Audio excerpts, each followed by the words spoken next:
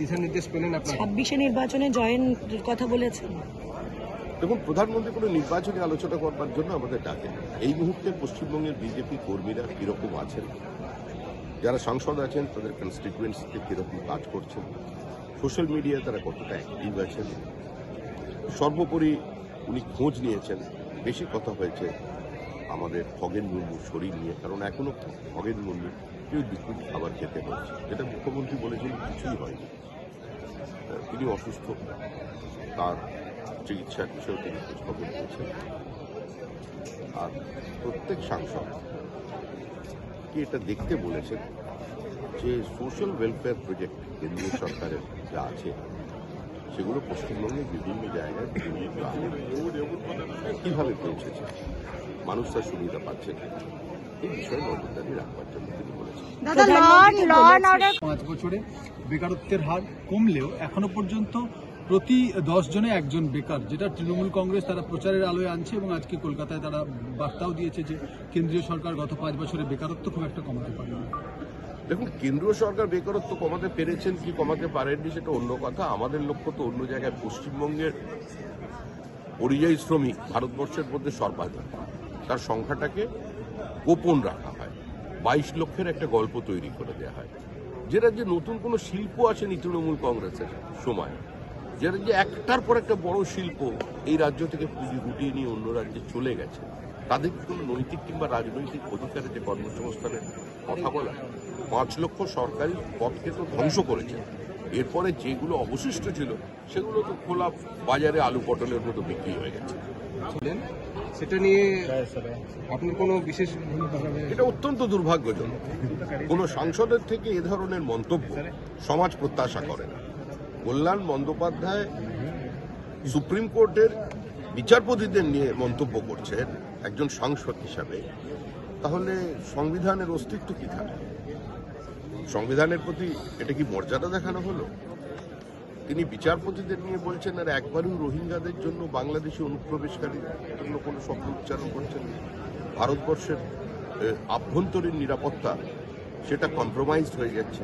কল্যাণ ব্যানার্জির মতো একজন শিক্ষিত দীর্ঘদিনের অভিজ্ঞ সাংসদ একবারের জন্য সেই শব্দ উচ্চারণ করছেন না, কারণটা কি?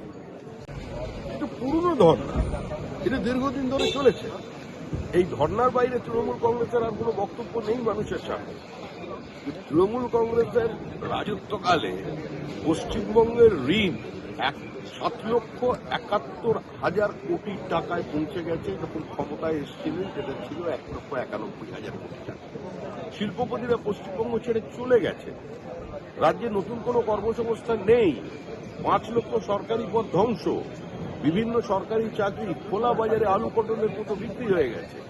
প্রধানমন্ত্রী তো বলেছেন যে দু তরফের সেক্রেটারিদের নিয়ে একটা বৈঠক হবে এবং তাতে সমস্যার সমাধান হবে। কিন্তু তৃণমূলের ঘোষিত এজেন্ডা টাকা নেব, এটা আমার অধিকারের মধ্যে পড়ে, কিন্তু হিসাব দেওয়া আমাদের অভ্যাসের মধ্যে নেই। সেই কারণেই আজকে প্রান্তিক মানুষ বঞ্চিত হচ্ছেন, ফান্ড যাচ্ছে না। আর অনেক টাকা তো যাচ্ছে, সেগুলো খরচ করতে পারছেন না। জল জীবন মিশন অর্ধেক টাকাও খরচা করতে পারে। এবং 26-এ দেশের প্রধানমন্ত্রী ল অ্যান্ড অর্ডার কন্ডিশন পশ্চিমবঙ্গের কি আছেন সেটা জানেন, তাকে নতুন করে জানানোর কোনো প্রয়োজন নেই। প্রধানমন্ত্রী এটা খুব ভালো করেই জানেন যে there is a total absence of law and order and constitution doesn't exist in West Bengal. এই বিষয়ে মানুষ যখন প্রকাশ্যে রাস্তায় কথা বলছে, তো সেটা প্রধানমন্ত্রীকে নতুন করে বলবার কিছু নেই, তিনি এটা জানেন। এই আলোচনা হওয়ার কোনো প্রশ্ন নেই। দাদা, প্রধানমন্ত্রী এর আগে বিহার নির্বাচনের পরে বলেছিলেন যে বাংলা পরবর্তী লক্ষ্য। আজকে আপনাদের সাথে কথা হলো, সেরকম কিছুই বললেন না উনি, যে পরের লক্ষ্য কোন দিকে?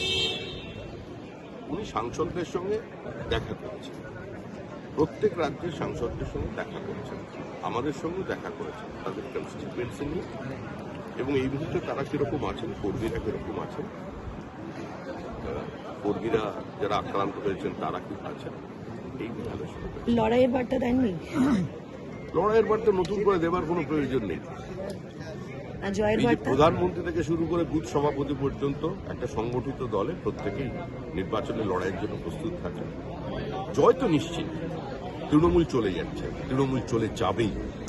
এসআইআর বন্ধ করে দিন, ইডিসিবিআর দরজায় তালা লাগান। আবার বলছে জিএসটি ইনকাম ট্যাক্সকে নোটিশ দেওয়া বন্ধ করে দিতে বলুন, তারপরেও পশ্চিমবঙ্গে তৃণমূল কংগ্রেস হারবে। 2025 সালের ভোটার লিস্ট নিয়েও যদি নির্বাচন করে, এই মুহূর্তে পশ্চিমবঙ্গের মানুষ তৃণমূলকে হারাবে। দাদা, সোনালী খাতুনকে